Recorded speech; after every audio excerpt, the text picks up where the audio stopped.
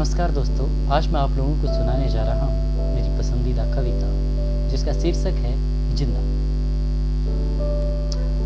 एक पेंटिंग थी वो बेहद खूबसूरत, एक पेंटिंग थी वो बेहद खूबसूरत, लेकिन मौन। सजाया गया था उसे एक म्यूजियम में, सजाया गया था उसे एक म्यूजियम में, जहाँ लोग देखते उसको।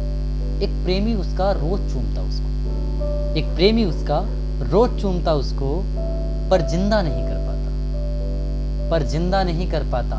परेशान हो गई वो अपनी प्रदर्शनी से, दुखी हो गई रोज की चुम्मा चाटी से, परेशान हो गई अपनी प्रदर्शनी से, दुखी हो गई रोज की चुम्मा चाटी से। अब बस वो जिंदा होना चाहती थी, अब बस वो जिंदा होना चाहती थी। तो उसे एक दिन खबर हुई, तो उसे एक दिन खबर हुई कि दूर देश में एक पेंटर है जो जिंदा करता है प्रतिमाओं को, जान डालता है मरी हुई पेंटिंग्स में, जो जिंदा करता है प्रतिमाओं को, जान डालता है मरी हुई पेंटिंग्स में। तो बस उसने जिंदा होने की ठान ली, तो बस उसने जिंदा होने की ठान ली।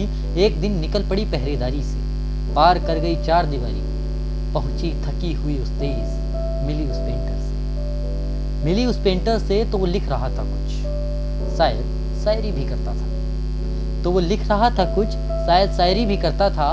वो उसके सामने खड़ी हो गई, बताने लगी अपनी किस्मत के बारे में, अपनी मौत के बारे में।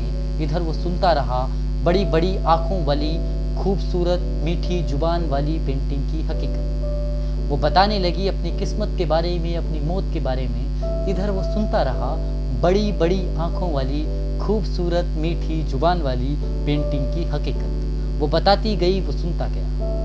उसके हिलते सुर्ख होठों ने उस पेंटर का दिल हिला दिया, उसके हिलते सुर्ख होठों ने उस पेंटर का दिल हिला दिया। उसे लगा मानो उसी को जिंदा करने को उसने सीखा था ये इल्म, उसे लगा मानो उसी को जिंदा करने को सीखा था उसने ये इल्म। सोच लिया उस पेंटर ने कि इसमें प्राण डालने के बाद वो खत्म कर देगा अपना ये हुनर। सोच लिया उस पेंटर ने कि इसमें प्राण डालने के बाद वो खत्म कर देगा अपना ये हुनर। तो सवाल पूछा, तुम मरी कैसे? तो सवाल पूछा, तुम मरी कैसे?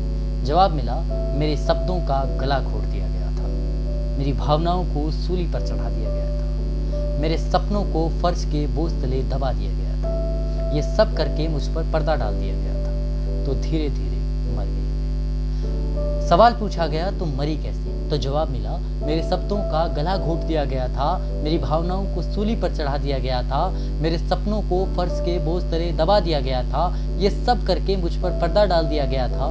तो धीरे धीरे मर गई। तुमने लड़ाई क्यों नहीं लड़ी? अगला सवाल पूछा गया। तुमने लड़ाई क्यों नहीं लड़ी? अगला सवाल पूछा गया। लड़ाई लड़ती किससे? लड़ाई लड़ती किससे?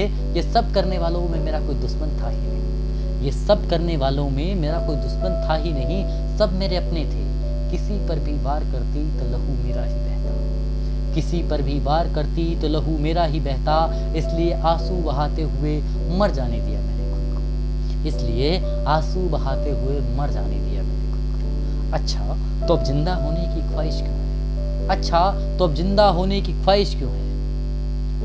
अच्छा तो अब जिंदा होने की ख्वाहिश क्यों है? जवाब मिला, मौत से थक चुकी हूँ मैं, जड़ रहना मेरी फितरत के उलट है।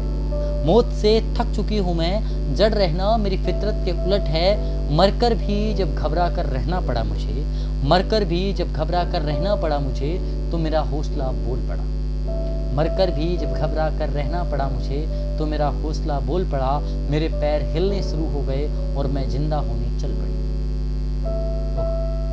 एक गहरी सांस लेते हुए पेंटर ने छुआ उसे, उसकी आत्मा को अपनी बातों से। एक गहरी सांस लेते हुए पेंटर ने छुआ उसे, उसकी आत्मा को अपनी बातों से।